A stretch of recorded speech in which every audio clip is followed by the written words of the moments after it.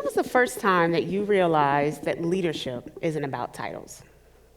Maybe it was a time that you stepped up or spoke up, not because you had the authority, but because someone needed you to. For me, leadership began long before I ever held a title. It started in moments that didn't feel like leadership at all. And in life, those moments can feel disconnected, unclear. But what I realized is, over time, those moments can feel like pieces that come together and form a purpose that is rooted in what it means to be a leader over your own behavior, defining how you lead as you live. I have learned that leadership is defined by how we show up in our own lives, not just in boardrooms or on stages. Throughout my life, I journeyed through a number of independent, character-building experiences and moments. As a young girl from Chicago, born and raised, I spent a lot of time riding the public transit system, or what we call the CTA. Around the age of 8 years old, my sister Tasha and I, we would ride the CTA from the south side in our Inglewood community, roughly 30 miles across the city, to the home of our biological mother who lived on the north side in Rogers Park.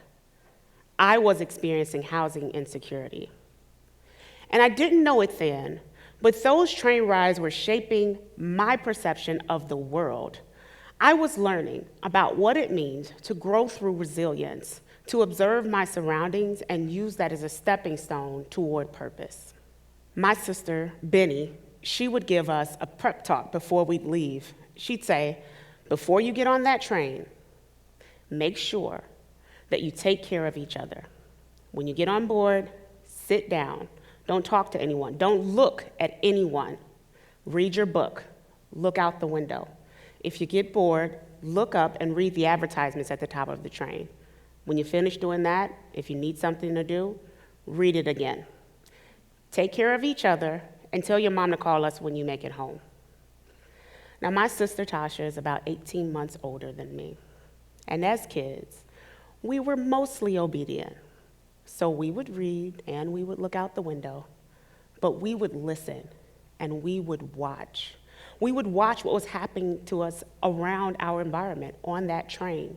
We noticed how the diversity of people would change, whether or not we were on the south side, downtown, or further north. It became ingrained in us in the way that we moved between communities, the way that we developed relationships in our marginalized Inglewood community versus how we interacted and built relationships with our friends up north. We noticed a mix of people. On a Friday afternoon, we'd see teenagers with backpacks chatting in groups, business professionals in fancy clothes, and sometimes entertainers moving from cart to cart, sometimes asking for money.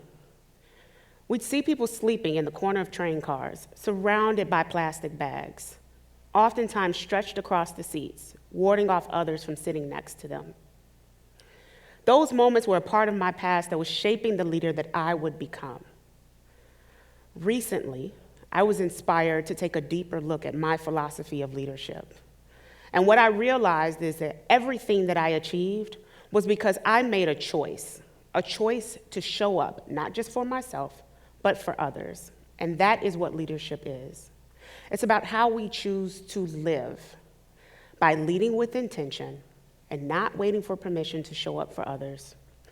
Putting our integrity into action, making sure that we recognize the character that we are building in those unseen moments, being able to visualize beyond survival, knowing that you must work towards building something greater, and engaging with empathy, understanding that it is important to develop connections with people, with humans, versus focusing on having control.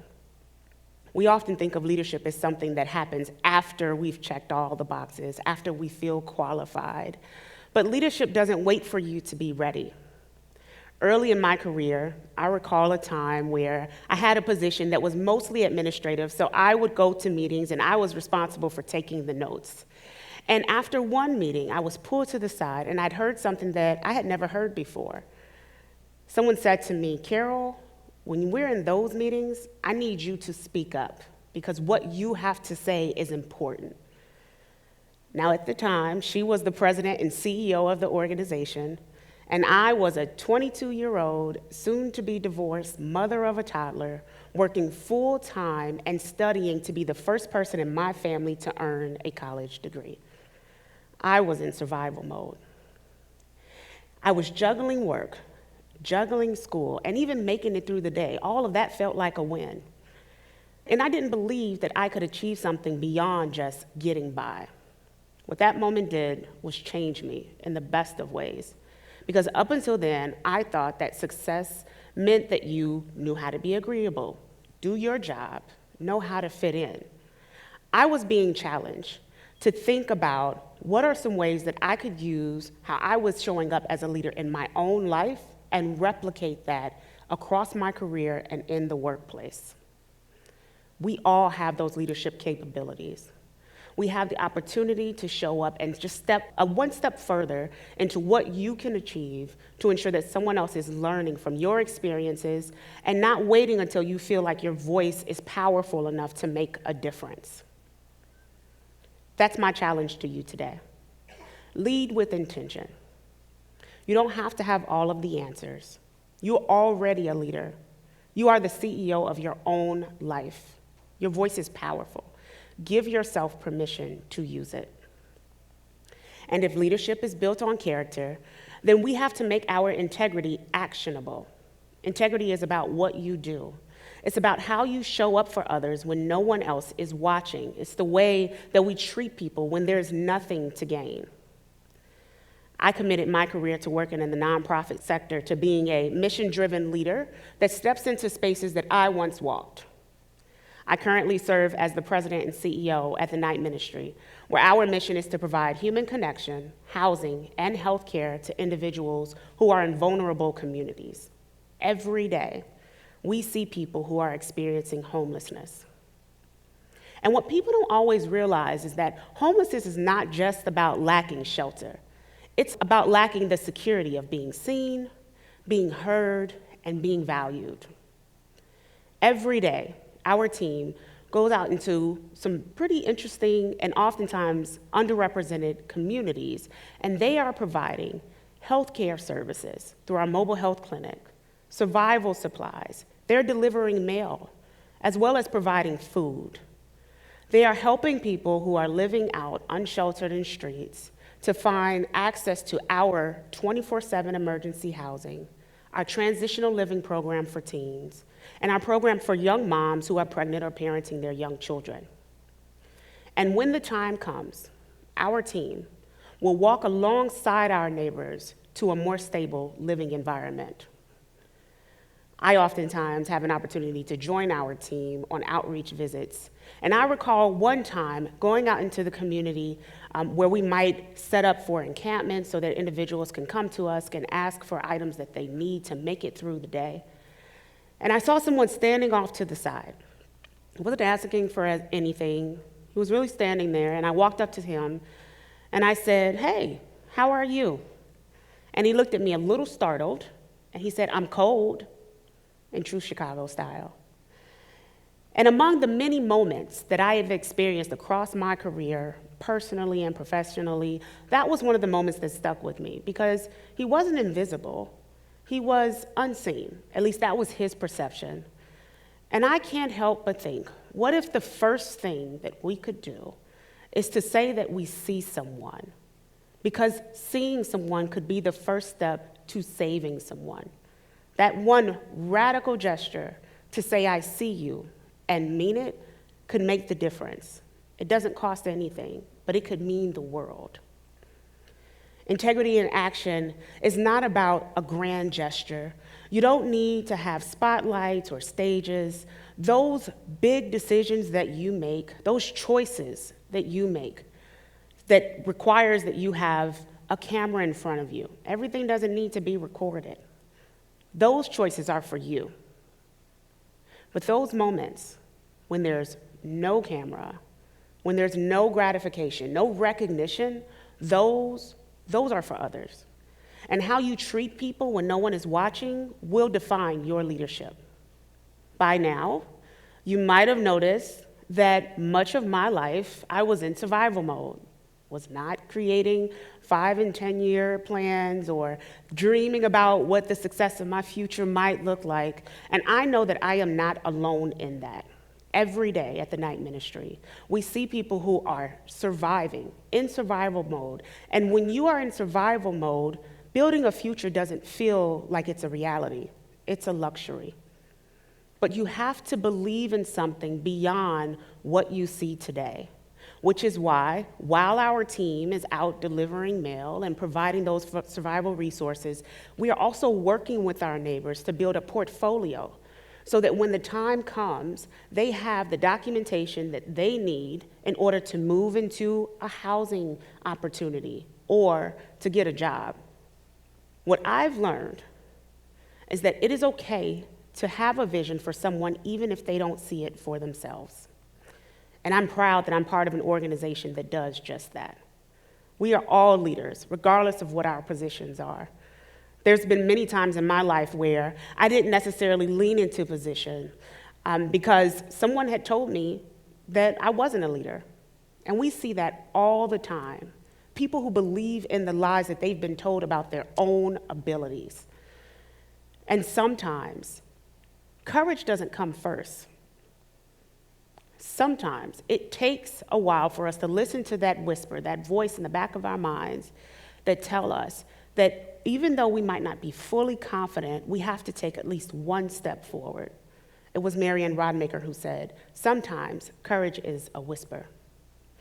Sometimes courage is breaking out of survival mode long enough to believe in something bigger, especially when society tells you that you can't. In 2011, Chapin Hall published a report that talked about the adult functioning of former foster youth. And in that report, it said that only 8% of adult foster youth had earned a post-secondary degree by the time they turned 26. And only 21.5% had ever lived with their biological parents after exiting care. That photo is a photo of me with my biological mother on the day that I graduated with my master's degree. Thank you. These numbers could have defined me if I didn't begin to believe in a future beyond survival. And at the night ministry, we have nearly 50 years of stories of individuals who had the courage to believe in something beyond the situation or the circumstances that they were in that moment. People who stepped up, despite every challenge, had vision to see beyond survival. And today, before you walked into this space, as students, business professionals, perhaps you were a parent or a dear friend, you woke up as a human. And we know that, like ourselves, our peers are human. And because you recognize that, that contributes to your ability to be a leader. When you woke up this morning and you thought about what it was you were going to wear and how your hair would look and maybe what shoes you were going to wear, know that all of us share a similar mindset. We were all thinking about who we were walking in as today. We have our own unique ability to define our employment, our lifestyles, our community. And empathy in leadership says that you recognize that about yourself and you know that you have a responsibility to recognize that about others. To respect the humanity that those around us carry every day. Now, what I'm not saying is that you are responsible for fixing people who you perceive to be broken. But you do have a responsibility to acknowledge them, to see them, and to respect their humanity. Leadership is less power, less prestige. It's proximity. It's about how we stand alongside those whose voices haven't been heard yet. Empathy in leadership recognizes that those small moments matter. We give grace to those who are having bad days, and ultimately we are working together to build a better world. When I was a child, I thought that those train rides was really just a mean to move from one place to another. And what I realized over time was that they were a bridge between Survival and purpose, between uncertainty and clarity. Pieces of my puzzle coming together and defining the future leader that I would become. Those random moments that feel like incidents, that feel like they don't quite make sense now, they will eventually. We have a choice. You have a choice.